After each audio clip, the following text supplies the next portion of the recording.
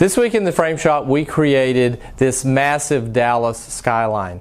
Now this piece started out as a color photograph at night. The client requested that we put this Photoshop filter on it to make it look a little more abstract. And then right over here we had an alignment problem. This is Reunion Tower, which didn't align properly to fit in the middle of this last panel. So don't tell anyone, but we had to kind of take out a few buildings right here. But in the end, it all aligned up very nicely. Now, just a few years ago, we would not have been able to create something like this.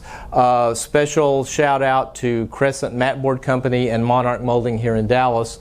Crescent now makes these big monster mats, and Monarch has the Vigliani mat cutter, which is also owned by Crescent, that's able to cut these really large mats. So new capabilities, very exciting that we can do pieces this large now. Follow us on YouTube, check out our website at artifactsart.com, and I'll see you next time in the Frame Shop.